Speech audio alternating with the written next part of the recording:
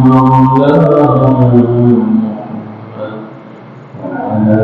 آل سيدنا مولانا محمد بلغ العلا بكماله كشف الدجى بجماله حسنت جنة وصحبه صلوا عليه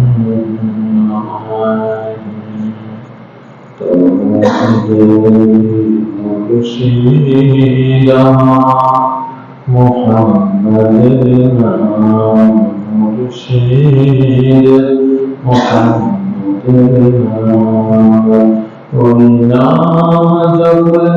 बुझते कभी खुदाई कलाम मुर्शिद मोहम्मद नाम वलिया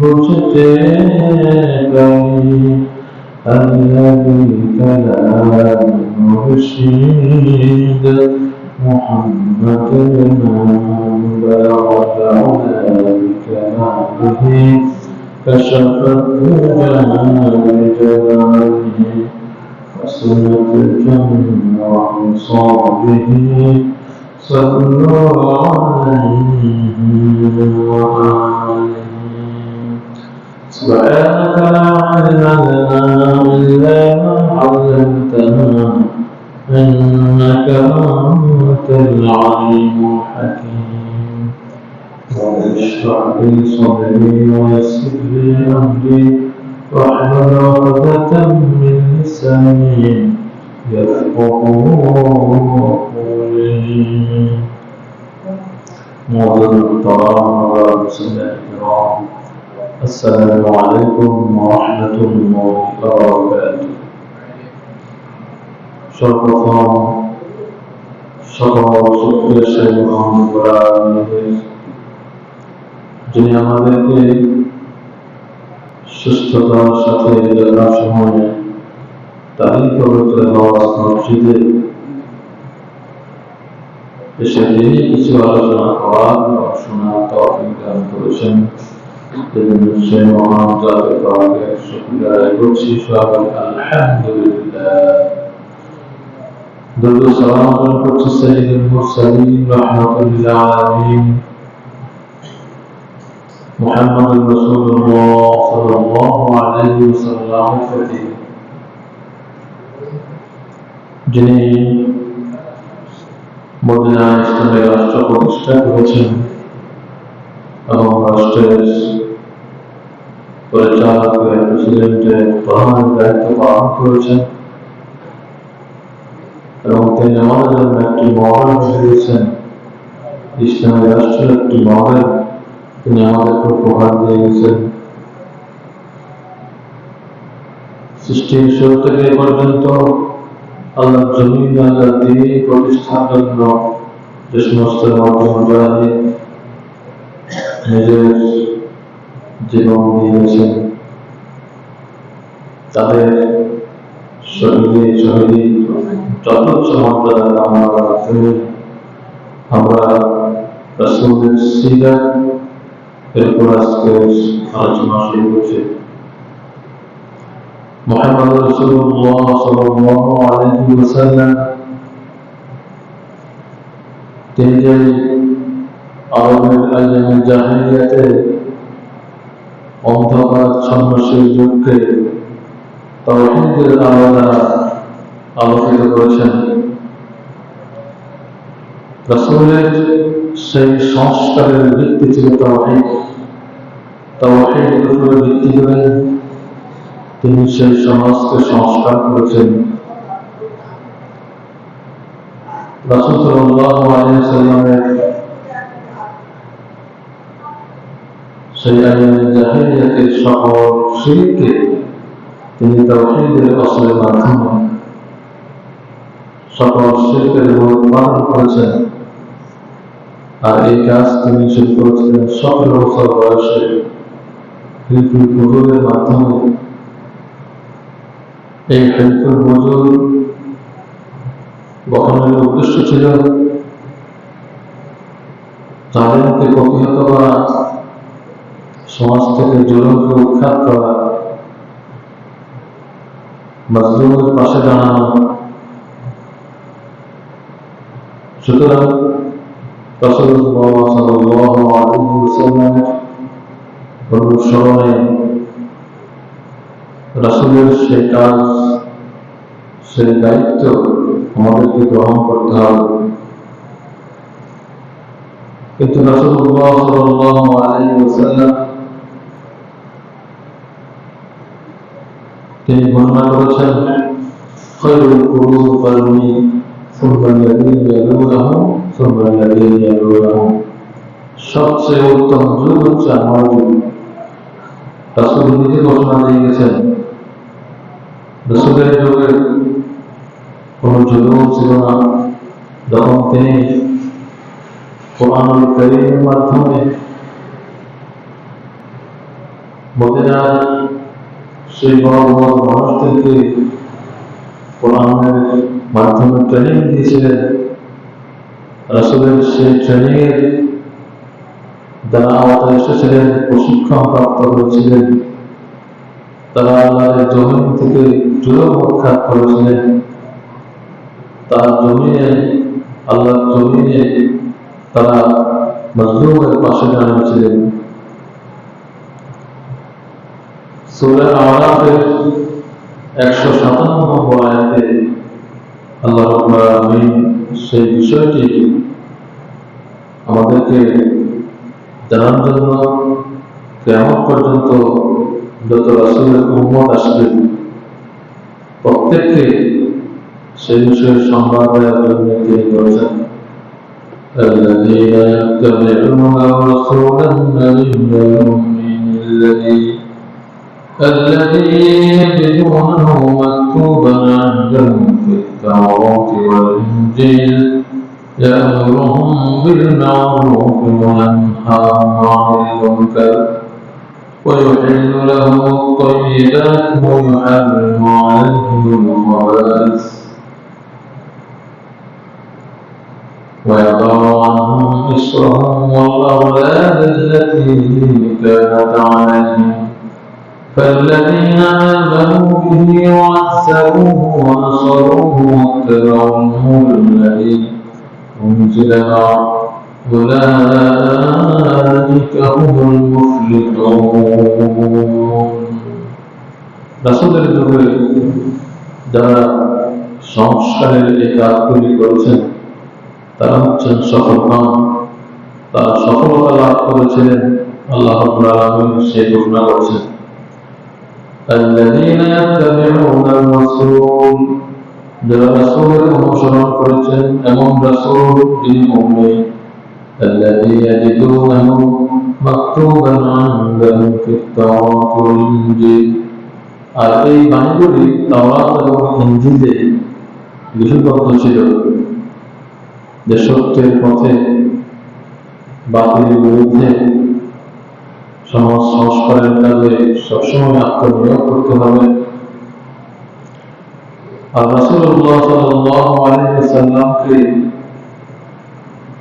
উম্মি করে পাঠানো হয়েছে। রাসূলের কোনো অক্ষর জ্ঞান ছিল না। যদি অক্ষর জ্ঞান থাকতো তাহলে কাফেররা বলতো, তিনি তো লেখাপড়া জানেন, তিনি নিজের পক্ষ থেকে এগুলি লিখে আমাদের কাছে প্রচার করছেন। আল্লাহ রাব্বুল আলামিন তাদের সেই অভিযোগের দরজাকে সম্পূর্ণরূপে বন্ধ করে দিয়েছেন। বন্ধ করে তিনি তার রাসূলকে সরাসরি হযরত জিবরাইল আলাইহিস সালামের মাধ্যমে তার পক্ষ থেকে ওহী অবতীর্ণের মাধ্যমে আমাদেরকে আল্লাহর কালাম তিনি প্রচার করেছিলেন। সুতরাং এই কথা বলার কোনো অবকাশ নেই যে মুহাম্মদ রাসূলুল্লাহ সাল্লাল্লাহু আলাইহি ওয়াসাল্লাম তিনি অক্ষর যেতে চাচ্ছিল, তিনি নিজের হাতে লিখে লিখে মানুষদেরকে সেগুলো করতেন বা নিজের মন থেকে কিছু বলতেন। রাসূলুল্লাহ সাল্লাল্লাহু আলাইহি ওয়াসাল্লাম আল্লাহর পক্ষ থেকে যাই বলার জন্য আদিষ্ট হতেন তিনি তাই বলতেন। কোরআন কারীমে সে বিষয়ে উল্লেখ করা হয়েছে ওয়া ইয়ানতিকু আনিল হাওয়া ইন হুয়া ইল্লা ওয়াহয়ুন ইউহা। মুহাম্মদুর রাসূলুল্লাহ সাল্লাল্লাহু আলাইহি ওয়াসাল্লাম তার নিজের মন থেকে কোনো কথাই বলতেন না, একমাত্র ওই পক্ষ থেকে আল্লাহর পক্ষ থেকে যে কথা তিনি পেতেন জিবরাইলের মাধ্যমে সেই কথাই তিনি তার উম্মতদেরকে প্রচার করতেন। সুতরাং আমি বলছিলাম এই বিষয়গুলি তাওরাত এবং ইনজিলেও লিপিবদ্ধ ছিল। ইয়ামুরুহুম বিল মা'রুফ ওয়া ইয়ানহাহুম আনিল মুনকার।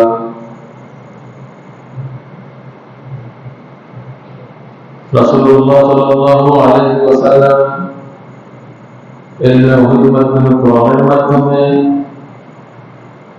তাদেরকে ইয়ানহাহুম আনিল মুনকার অন্যায় কাজ থেকে বাধা দিয়েছিলেন এবং সৎ কাজে তাদেরকে আদেশ করেছিলেন। এবং পবিত্র বস্তুসমূহ তিনি হালাল করেছেন এবং অপবিত্র নাফাক খারাপ জিনিসগুলি তিনি হারাম করেছেন।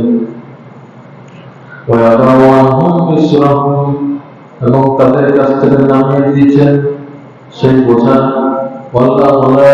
এবং ওই সমস্ত শৃঙ্খল ওই সমস্ত বাধ্যবাধকতা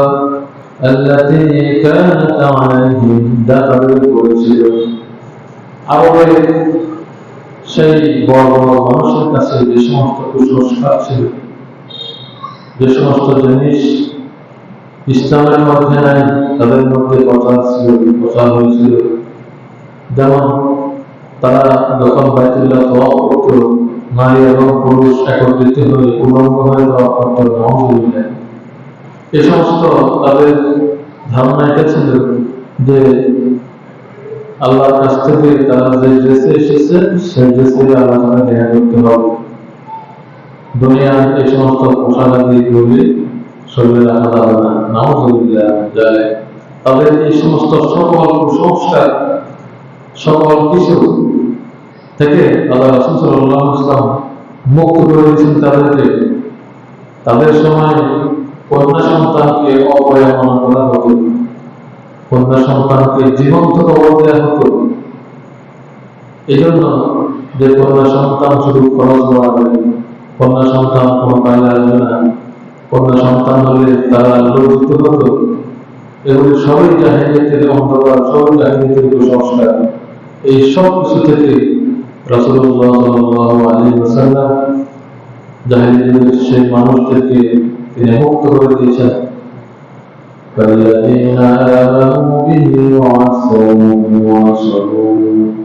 সুতরাং যারা ঈমান এনেছে আল্লাহর প্রতি, আল্লাহর রাসূলের প্রতি যে কোরআন আছে কোরআনের প্রতি এবং তাকে সহযোগিতা করেছে, এবং আল্লাহর পক্ষ থেকে যে কোরআন নাযিল হয়েছে মুহাম্মদ রাসূলুল্লাহ সাল্লাল্লাহু আলাইহি ওয়াসাল্লামের প্রতি সেই কোরআন অনুসরণ করেছে, উলাইকা হুমুল মুফলিহুন, তারাই হচ্ছে সফলকাম। এই সকল কুসংস্কারাচ্ছন্ন সমাজের সকল ইসলাম বিরোধী কার্যকলাপ এগুলি সবগুলি হচ্ছে অন্ধকার। ধর্মনিরপেক্ষ মতবাদ হচ্ছে অন্ধকার।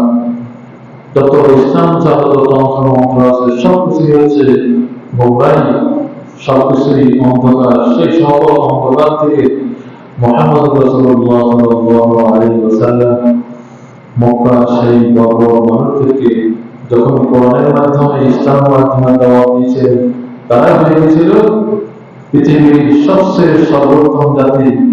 রাসূল সাল্লাল্লাহু আলাইহি ওয়াসাল্লাম নিজে ঘোষণা করেছেন, খায়রুল কুরুনি কারনি, আমার যুগ হচ্ছে সবচেয়ে উত্তম যুগ।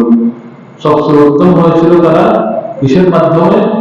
কোরআনের মাধ্যমে, আল্লাহর প্রতি ঈমানের মাধ্যমে, রাসূলের অনুসরণের মাধ্যমে।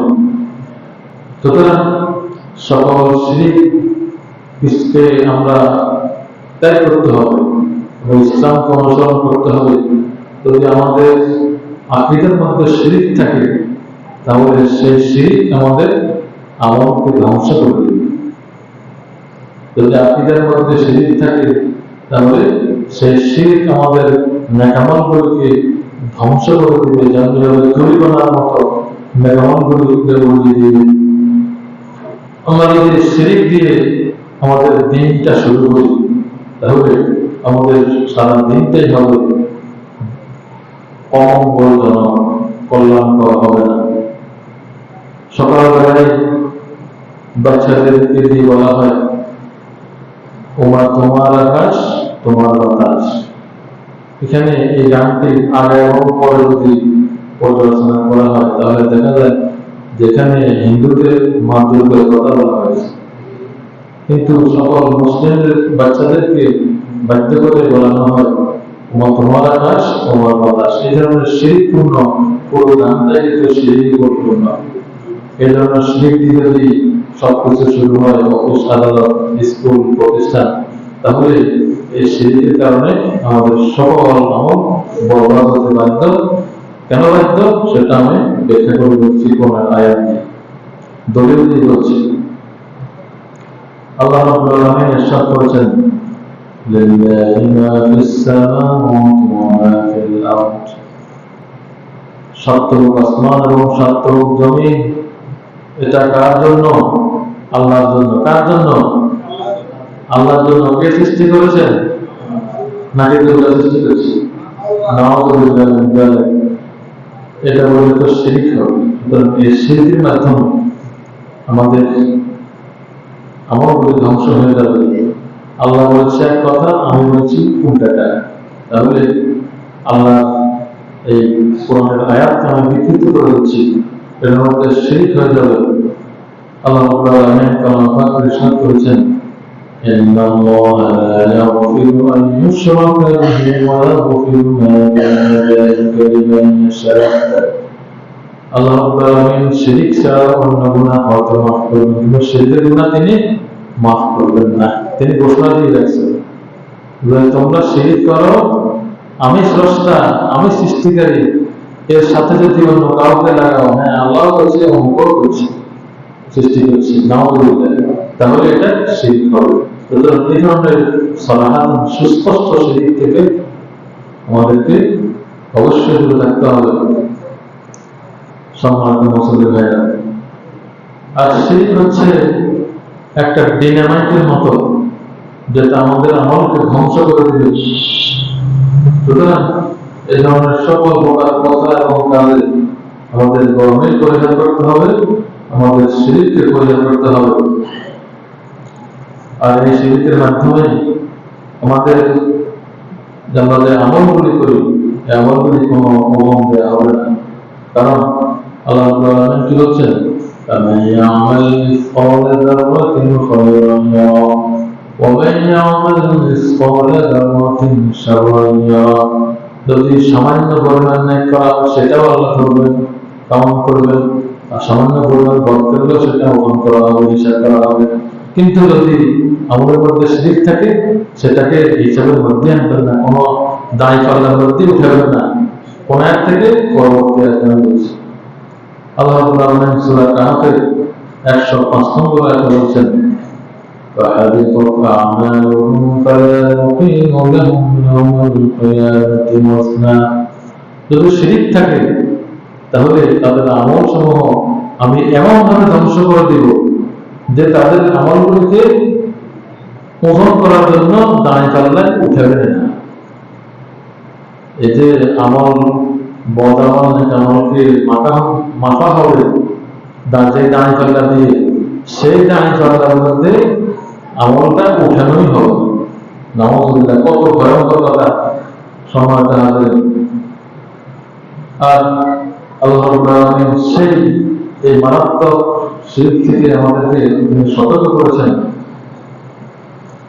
আল্লাহ রাব্বুল আলামিন কোন আয়াতে আরো বলছেন وَقَدِمْنَا إِلَى مَا عَمِلُوا مِنْ عَمَلٍ فَجَعَلْنَاهُ هَبَاءً مَنثُورًا। সূরা ফুরকানের 26 নম্বর আয়াতে আল্লাহ ইরশাদ করেছেন وَقَدِمْنَا إِلَى مَا عَمِلُوا مِنْ عَمَلٍ, যখন তাদের আমলগুলিকে মাপার জন্য সামনে অগ্রসর করা হবে, তখন তাদের আমলগুলিকে ধুলাবালির মতো যখন দেখা হবে যে তাদের আমলের শিরিক আছে, তখন তাদের সেই আমলগুলিকে ধুলাবালির মতো পুড়িয়ে দেওয়া হবে। তাহলে আমার এই শিরিকপূর্ণ আমলের আল্লাহর কাছে বিন্দু মাত্র কোনো দাম নেই। সুতরাং এই শিরিক থেকে, এই জঘন্য কাজ থেকে আমাদেরকে অবশ্যই দূরে থাকতে হবে। আল্লাহ রাব্বুল আলামিন তার রাসূলকে পাঠিয়েছেন আমরা তার রাসূলের অনুসরণ করার জন্য, রাসূলের অনুসরণের মাধ্যমে জান্নাত লাভের জন্য।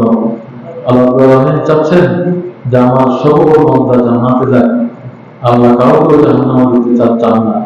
কিন্তু আমরা আমাদের কর্মফলের কারণে, আমাদের পরকালকে ভুলে গিয়ে আমরা দুনিয়ায় যে সমস্ত কর্মকাণ্ড করে ফেলি, কোরআনে কি বলেছে, ওলামায়ে কেরাম কিভাবে সতর্ক করেছে, কোরআনের প্রতি, হাদিসের প্রতি ওলামায়ে কেরাম যে সমস্ত বক্তব্য দিয়েছেন, সব লোকেরা, আল্লাহর বান্দারা যে সমস্ত বিষয়ে বিস্তারিত উপস্থাপন করেছেন, আয়াত দিয়ে ব্যাখ্যা করেছেন, সেদিকে তাদের কোনো ভ্রুক্ষেপ নাই। তাদের ভ্রুক্ষেপ হলো তাদের নেতা কি করেছে এটা বড়, নেতা কি করেছে এটা বড়, হুজুরা কি করেছে এটা বড়। নেতা করে দিয়েছে ধর্ম যার যার, উৎসব সভা এটা বড়।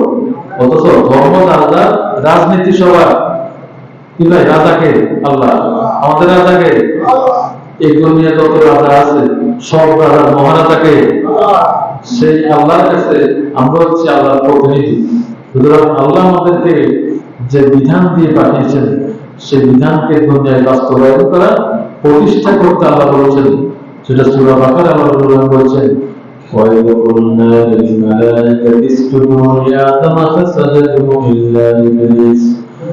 এই ইসলাম দিয়ে আল্লাহ আলামিন যে জ্ঞান আমাদেরকে দিয়েছেন, সেই জ্ঞানটা সকল কিছুর নাম আদম আলাইহিসসালামকে শিক্ষা দিয়ে তিনি বলছেন আদমকে তোমরা সিজদা করো। আর আদম হচ্ছে এই পৃথিবীতে আমার খলিফা। সুতরাং আমরা আদম সন্তান, আমাদের আদি পিতাকে আদম আলাইহিস সালাম, সেই আদম ইসলাম থেকে শুরু করে কেমন পর্যন্ত যত মানুষ আসবে সবাই হচ্ছে আল্লাহর খলিফা, আল্লাহর প্রতিনিধি। আল্লাহ তো ফেরেশতাদেরকে বলছেন যে আমি দুনিয়াতে প্রতিনিধি পাঠাতে চাই, তখন ফেরেশতারা নিষেধ করছিল। তাহলে এই যে খলিফা শব্দটা আসছে সূরা বাকারার মধ্যে, খলিফা অর্থ প্রতিনিধি। ওই যে আমাদের জামানত আছে এই খলিফার কথা কোন বলছে, এই খলিফা মানে প্রতিনিধি। আমরা আল্লাহর প্রতিনিধি, আল্লাহর আইনকে, আল্লাহর জমিনে প্রতিষ্ঠার জন্য আল্লাহ আমাদেরকে পাঠিয়েছেন। সুতরাং আল্লাহর কাজ করতে হবে, শয়তানের কাজ করা যাবে না। আল্লাহর দ্বীনের বিপরীতে, ইসলাম বিরোধী, কোরআন বিরোধী যত ষড়যন্ত্র, যত মতবাদ রয়েছে, সবকিছুই হচ্ছে তাগুত। এই তাগুতকে আগে অস্বীকার করতে হবে।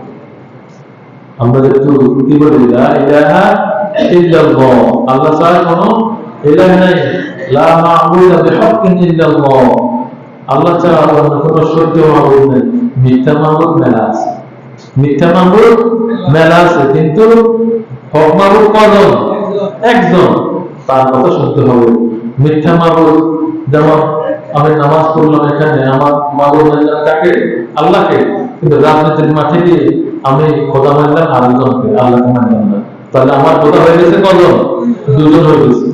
তাহলে দুইজন খোদা মানে আমরা যখন আমাদেরকে কবরে রাখা হয় বিসমিল্লাহ ওয়া আলা মিল্লাতি রাসূলিল্লাহ, রাসূল কি দুজন খোদা মানছে না একজন খোদা মানছে? একজন। রাসূল কজন খোদা মানছে? একজন। সুতরাং এক খোদার আনুগত্য করতে হবে, মসজিদে যেমন বাহিরেও তেমন। সুতরাং মসজিদের আনুগত্য আর বাহিরের আনুগত্য, এর মাঝে কোনো তফাৎ করা যাবে না। আর যদি তফাৎ করা হয়, যদি আল্লাহ রাব্বুল আলামিন আমাদের কাছে সুস্পষ্ট তার আয়াতের তার কোরআনের বর্ণনা আসার পরেও যদি আমরা সে কোরআনকে, রাসূলের সে আদর্শকে আমরা অনুসরণ না করে অন্য কিছু অনুসরণ করি, তাহলে সেটাই হবে আমাদের দুর্ভাগ্য, সেটাই হবে আমাদের ঠিকানা, হবে সে তখন কোথায়? জাহান্নাম। আল্লাহ রাব্বুল আলামিন সূরা নিসার 115 নম্বর আয়াত, সবাই দেখে নিন। সূরা নিসার 115 নম্বর আয়াতে তিনি ইরশাদ করছেন, ومن يشاقق الرسول من بعد ما تبين له الهدى ويتبع غير سبيل المؤمنين نوله ما تولى ونصله جهنم وساءت مصيرا।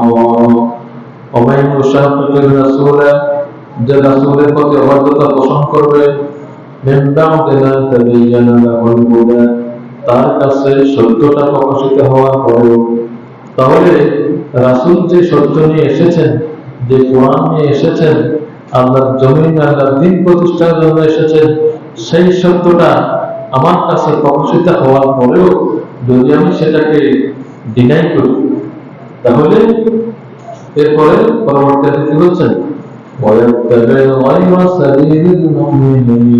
এবং মুমিনদের পথ ছাড়া অন্য কোনো পথ অনুসরণ করি, নুওয়াল্লিহি মা তাওয়াল্লা ওয়া নুসলিহি জাহান্নাম, তাহলে আমাকে কোথায় নেওয়া হবে? জাহান্নামে প্রজ্বলিত অগ্নিতে নিক্ষেপ করা হবে।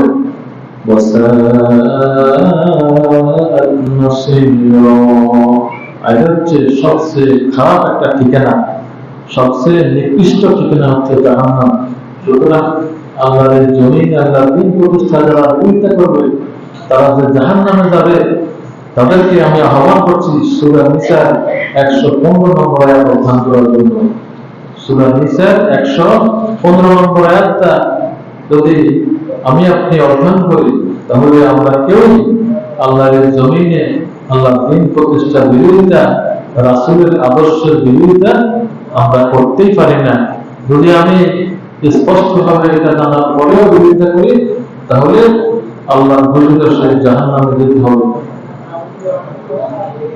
আল্লাহ রাব্বুল আলামিন যদি আমরা ভয় করি, তাহলে তার রাসূলকে অনুসরণ করতে হবে। যদি আমরা আল্লাহকে ভয় করি, আল্লাহর ভয় যদি আমাদের মনের মধ্যে থাকে, তাহলে আমরা রাসূলকে, রাসূলের আদর্শকে অনুসরণ করতে হবে। যেহেতু রাসূল হচ্ছেন আমাদের নেতা, রাসূল আমাদেরকে নেতা, আমরা যে চলবে কি করি, আল্লাহুম্মা সাল্লি আলা সাইয়্যিদিনা মুহাম্মদ। সাইয়্যিদ অর্থ কি? নেতা। আমাদের নেতাকে, আমার নেতা, তোমার নেতা বিশ্বনবী। সবাই দেন স্লোগান, আমার নেতা তোমার নেতা, আমার নেতা তোমার নেতা। আমরা দুরূদ শরীফে রাসূলকে নেতা হিসেবে আমরা ঘোষণা করছি। সুতরাং নেতা হিসেবে একমাত্র রাসূলের আমাদের অনুসরণযোগ্য নেতা। অন্য কেউ যারা কোরআন এবং ইসলামের বিরোধিতা করে, তারা আমাদের নেতা কোনো অবস্থায় হতে পারে না। এই জন্য সম্মানিত হাজিরিন, তাহলে রাসূলের অনুসরণ করা ছাড়া আমাদের আর কোনো উপায় নেই। রাসূলের অনুসরণ না করলে জাহান্নাম। সম্মানিত মুসলিম ভাইরা, আল্লাহ রাসূল সাল্লাল্লাহু আলাইহি ওয়াসাল্লাম ছাড়া অন্য কোনো আদর্শ প্রতিষ্ঠা করাটাও হারাম, সেই আদর্শ প্রতিষ্ঠার জন্য চেষ্টা করাও হারাম, যেটা সূরা নিসার 115 নম্বর আয়াত দ্বারা আমরা বুঝছি। রাসূল ছাড়া অন্য কারো অনুসরণ করা যাবে না। সূরা আশ-শূরা এর 26 নম্বর সূরা, এই সূরার 5টি রূপে 5 জন নবীর ব্যাপারে আলোচনা করা হয়েছে। কেন করা হয়েছে? আমাদেরকে জানানোর জন্য আল্লাহ জানানো যাচ্ছেন যে হযরত নূহ আলাইহিস সালাম, হযরত হুদ আলাইহিস সালাম, হযরত সালেহ আলাইহিস সালাম, হযরত লূত আলাইহিস সালাম এবং হযরত শুআয়ব আলাইহিস সালাম, এই 5 জন নবীর সাথে তার সমকালীন তাদের যে মানুষ ছিল, সমকালীন প্রতিষ্ঠিত যে ইসলাম বিরোধী শক্তি ছিল, তাদের সাথে নবীদের কি ধরনের বাক বিতণ্ডা হয়েছিল, সেই বিষয়গুলি আল্লাহ রাব্বুল আলামিন সূরা শুরা 6ষ্ঠ, 7ম, 8ম, 9ম এবং 10ম রূপে তিনি বর্ণনা করেছেন। সুতরাং আমরা সূরা শুরা যদি পড়ি, তাহলে আমরা এ বিষয়ে আমরা আরো স্পষ্ট হব। সম্মানিত হাজিরিন, তাহলে নবীদের পক্ষ থেকে আল্লাহ রাব্বুল আলামিন নবীদের মাধ্যমে আমাদেরকে যে জানিয়ে দিয়েছেন যে ফাইনাল মেসেজ, সেই মেসেজটা কি?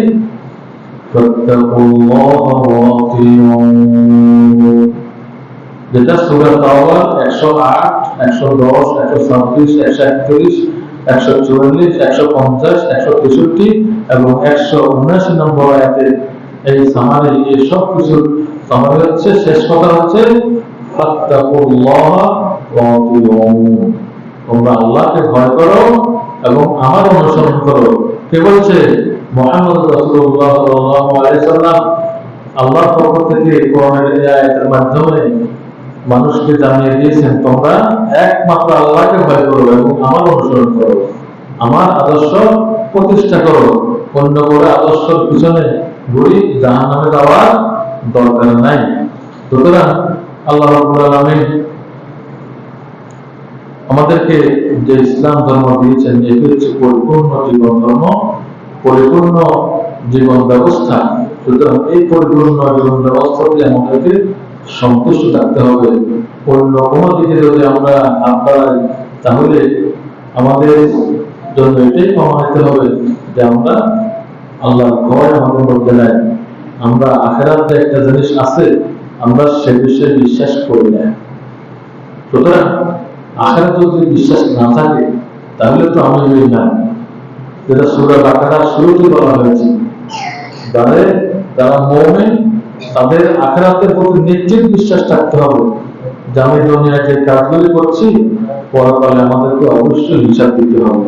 সুতরাং পরকালীন জবাবদিহিতার ব্যাপারে যদি আমরা সচেতন থাকি, তাহলে আমরা দুনিয়ায় রাসূলের আদর্শের বিরোধিতা, কোরআনের বিরোধিতা, ইসলামের বিরোধিতা আমরা করতেই পারি না, এটা অসম্ভব। আল্লাহ রাব্বুল আলামিন আজকে যে আলোচনা হয়েছে আমাদের সবাইকে আমল করার তৌফিক দান করুন। আমিন।